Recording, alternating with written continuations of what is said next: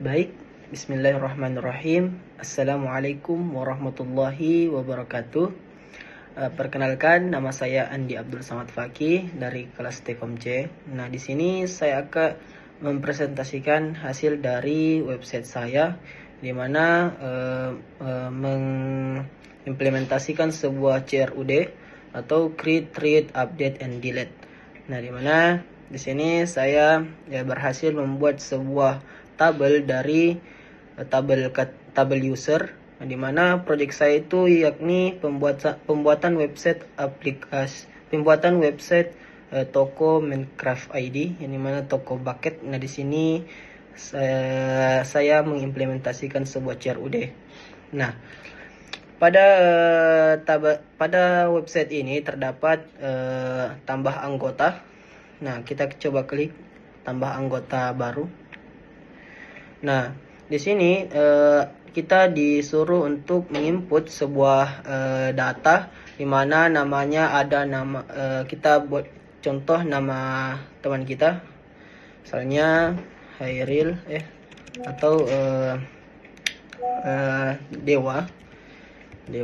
Nah, di sini alamatnya Jalan Ablam. Nah, emailnya itu kita isi sembarang saja dulu, misalnya Dewala atau Dewala 1424 gmail.com. Nah, passwordnya kita isi sembarang saya dulu, punya juga 08. Nah, setelah kita menginput sebuah data dari form tambah data anggota, di sini kita klik di sini kita disuruh memilih. Di sini kita disuruh memilih role. Nah, di situ saya tadi juga mengcoding di sini bahwa kita login apakah sebagai pelanggan ataukah sebagai admin pada toko tersebut. Nah, kalau kita sebagai admin, kita pilih admin. Kalau kita sebagai pelanggan, kita pilih pelanggan.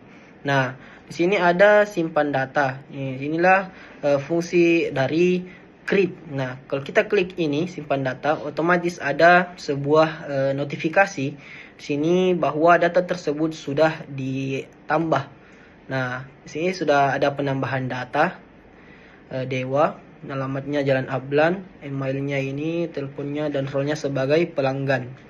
Nah, terus ketika ada sebuah data, terjadi sebuah kesalahan data atau anomali data, maka kita bisa mengedit data tersebut. Nah, ketika kita mengedit, nah di sini ada forum edit anggota.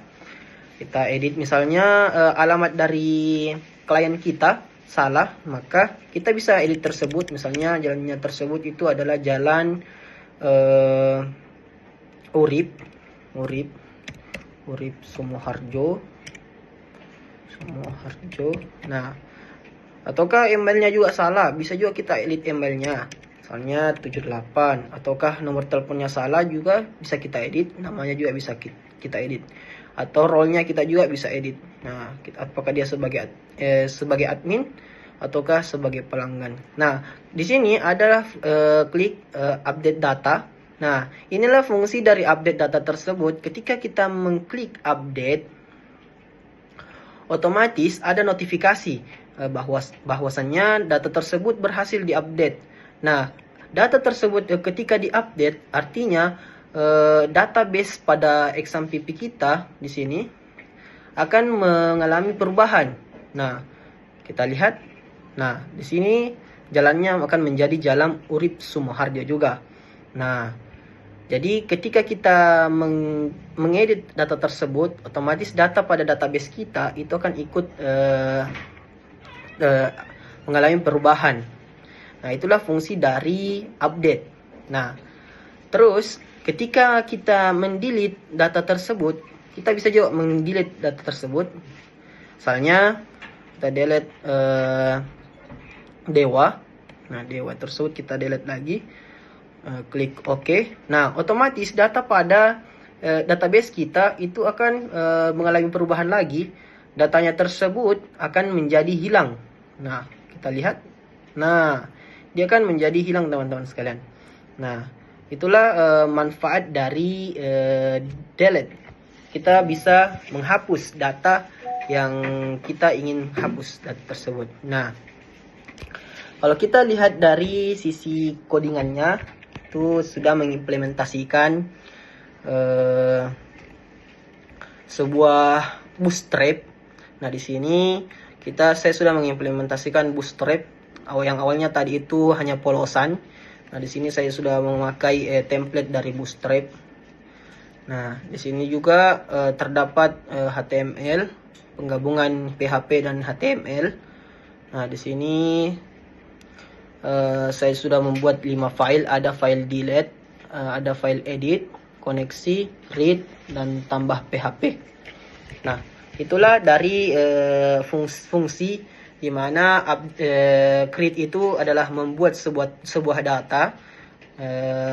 CRUD, read itu akan membaca sebuah data tersebut. Nah, CRUU, update tersebut akan mengupdate data tersebut yang awalnya ada kesalahan data ataukah ada anomali data, maka kita dapat mengupdate data tersebut atau memperbaharui data tersebut. Nah, delete. Nah, kalau delete itu fungsinya untuk menghapus. Misalnya ada data yang ingin kita hapus, maka kita bisa mendelete data tersebut, teman-teman sekalian. Nah, itulah dari fungsi dari CRUD. Nah, mungkin itu saja yang dapat saya sampaikan. Lebih dan kurangnya mohon dimaafkan. Billahi taufiq wal hidayah. Wassalamualaikum warahmatullahi wabarakatuh. Sampai jumpa di video berikutnya. Terima kasih.